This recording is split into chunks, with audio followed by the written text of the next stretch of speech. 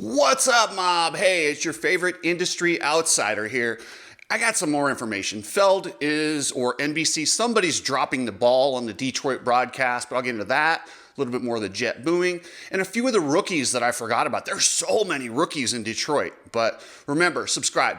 40% of my viewers are not subscribed, so if you're not, man, I would really appreciate it. It helps the channel. It helps me keep doing this. And yeah, thanks guys. I appreciate it. Let's get into it. You need people like me so you can point your fucking fingers and say, that's the bad guy. The Saturday race is early, and I don't have a problem with the early race. Yes, it sucks when you're going to the event. Supercross is a nighttime event. I understand why they're doing it. They're doing it because they got a slot on NBC, which is a huge channel which gives the sport gigantic exposure and a lot more than it normally gets. With that said, I don't like it. I would rather get less exposure and stick to a consistent schedule and reward the fans that pay top dollar for Supercross tickets to go watch the event to get the experience they want. Put it on Peacock. And I don't know if there's more money. I don't think there probably is. I think because those spots on NBC are so coveted that I would wonder, how that works. But listen, I'm not a TV executive, but I do know those executives have made a dumbass move. They have done something that was really, really stupid, and I cannot believe they did this. They moved the 450 heats in front of the 250 and the 450 qualifying in front of the 250. Reason being is they want to kind of grab, the attention and keep the viewers in on NBC. One problem. I'm sorry, you can say what you want about stars in the sport. Jet is very big. Hayden Deegan is the biggest star. So now you're pushing your star to the back burner, and you just changed up the way the setup. I mean, guys are so used to this qualifying session. Now these 250 riders, the B and C riders, are screwed. Like, they're going to get that track when it's torn up. You're going to send a bunch of these rookies out there on this torn up track. It's going to be gnarly. Our boy Nick Laurie will probably be in the B or C session, and I'm bummed for him. But as long as he knows that, and yeah, it is what it is. But I'm sending my best, and him and his sponsor, Brop Strop, he was going to come on the show today, but I was like, no, man, you just came back from India. Stay focused, go race, do your thing. But we'll be cheering for Nick. But unfortunately, man, all these new guys in that B and C practice are up against it. And then, get this, if you go to the LCQ, they run it behind the 450 LCQ, you have 10 minutes before you have to be back on the line for the hot lap of the main event. Your bike won't even cool. Barely get a drink of water, catch your breath, and go right back out there.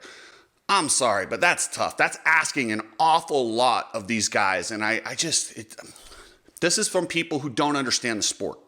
People that don't understand the sport make dumb decisions like this. Like, oh yeah, well, Eli and Jed, they're the biggest stars. We need them to go first and grab the public. No. That's not the right way to do it. Plus, Deegan's your biggest star. Head over to the Coach Rob store. He's got supplement packages for immune, concussion, but hit up the Coach Rob store. He'll get you dialed in. Epic Garage Designs. If you want your garage to look like a Barrett Jackson showroom for a reasonable price, you name it, they have it. Flooring, racks, cabinets, whatever. Hit up epicgaragedesigns.com. Jason Anderson went on the Gypsy Tales podcast last week, and I finally got to it. It's a great interview. You gotta love Anderson. I don't know how you would listen to that interview and not like El Hombre. He's a veteran who's been through it, who really speaks his mind. In my opinion, AMA can suck it most of the time. And he kind of explained that, yeah, he's like, I'm the older guy. I'm hanging on. I'm fighting for this. I'm not going to let this kid come take it, which is a lot of the reason, a lot of the anger. And he kind of says that in the interview. But that's also being felt by Webb, Roxon. And that's a lot of the hatred towards Jet is because of he's taking these guys. And we know as soon as Jet gets up there consistently and starts dominating this thing, our heroes of the past, it's going to change the generation. We're going to see a changing of the guard, and sometimes we're not quite ready for that. And I had it wrong, guys. Kind of. I thought was just oh my gosh, but when in reality, a lot of you guys hit me up and said, no, I was cheering. So Apparently I had it wrong. But hey, you buy your tickets, you pay top dollar to go watch these races, and unless you throw batteries at the guys, I don't care what you do. So good on you. I love that you're that emotionally invested. Yeah, I probably wouldn't do that myself, and I don't think it's a good move, and I would never cheer. Because when I see a guy go down like that, I go back to how many times I've gone down and what happens when you get these injuries, the rehabs, and just I would just never want anyone to ever have to go through that. So my heartstrings kind of pull until I see the guys get up and they're okay. Another thing that's really kind of taken people back is this whole VIP Lawrence experience. And yes, it's a little bit over the top, but you guys are looking at it wrong. The way we need to look at this is, guess what? He's got merch sales in the pits. This wall, we've tried so long to get riders to be able to sell their own merch in the pits. Guess what? That wall just got a nice big hole punched in it. It's not down yet, but it's opening the way for other people to do the same thing. So if you support this, this will actually be really good for the sport. However you feel about the Lawrences, if you think it's overpriced or arrogant, doesn't matter. This is a step that's needed to allow people in the pits, the privateers, the guys that really matter, to sell their own merch to get to the races. By the way, if you want to pay a privateer's entry fee, go to openfender.com and you can pay your favorite privateer's entry fee for them. It's a great program and you'll help somebody out. Hey guys, being the election year, and I'm going to talk about Texas here in a little bit. Ride Strapped. Check them out. Let's Go Brandon goggles.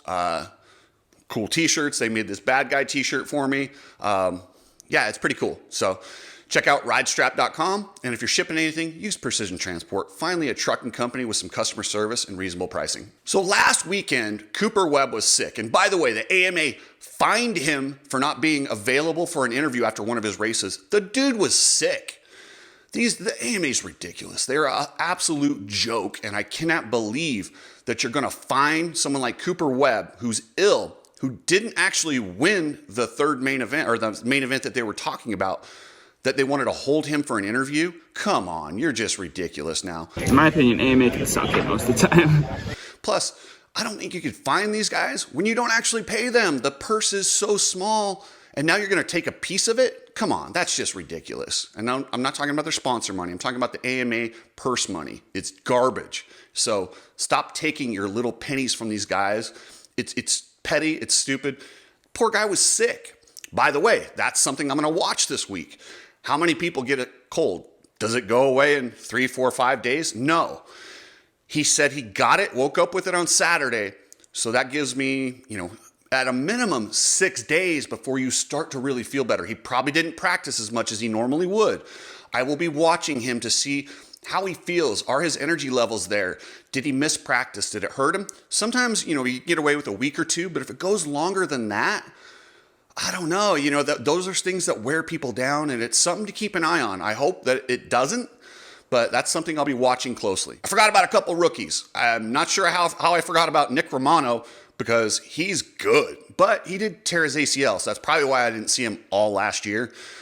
But he's making his debut, and I'm excited to see how this kid does. I guess he's from New York. I don't know a ton about him, but yeah, I'm excited to see where Nick finishes. I expect him to be inside the top 10 and possibly flirt with some top 5, maybe a heat race.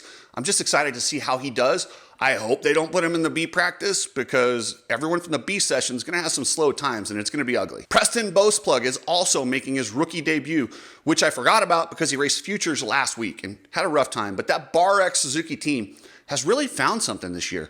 I don't know if it's the bike, it's the attitude, or whatever it is. They're not making excuses for the Suzuki. They're just going out there and riding. So I'm interested to see how Preston Boastplug does. I've seen him as an amateur, and he's one of those guys that on Instagram does just amazing things on the bike. I'm curious to see if he can translate that into actual racing. But yeah, I'm excited to see how Preston does. I will say the rookie I'm predicting to be the very best is Daxton Bennick. I think he might actually get on the podium. He is super competitive. I think he's the second coming of Chase Sexton with his intensity and his just wanting to win more than anything. So that's my top rookie for this weekend in Detroit for my pick. All right, guys, that is the end of my motocross video or supercross video. Now I'm going to talk about Texas and the politics stuff. So if you don't like it, turn it off now. So what I'm seeing down in Texas is terrifying, absolutely terrifying.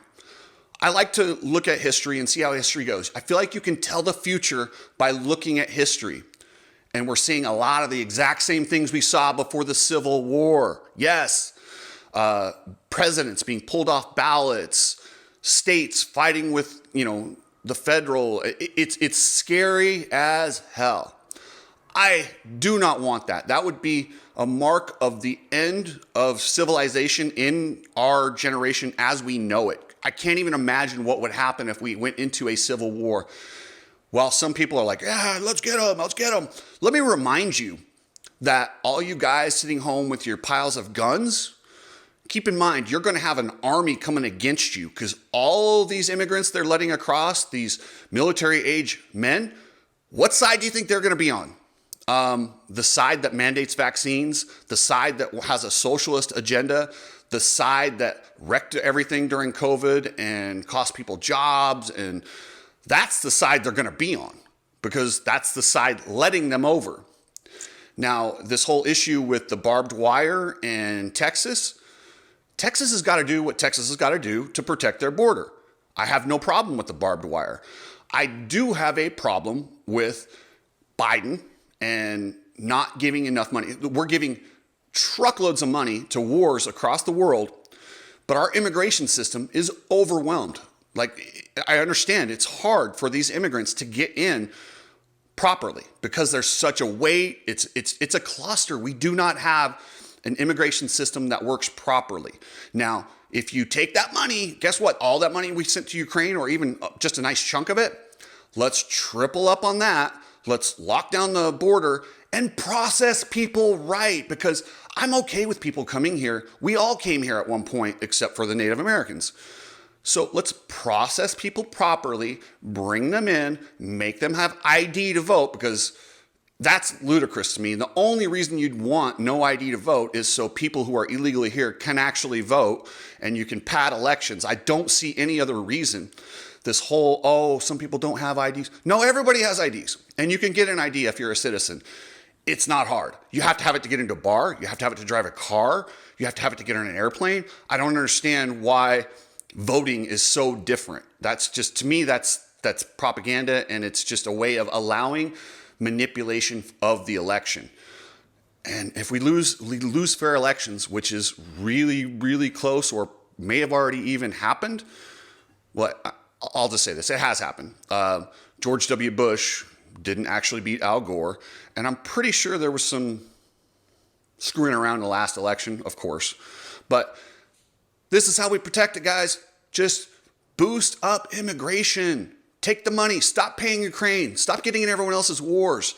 And actually stop buying Zelensky yachts and get us an immigration system that processes the right people and brings the right people to America for the American dream. And let's keep the American dream alive. So thanks, guys. That's my thoughts on Texas. But I'll tell you what, I am terrified at the thought of a civil war, because it would mean the end of civilization as we know it here in the United States. So let's hope that doesn't happen. But we are dangerously close, and it scares the hell out of me.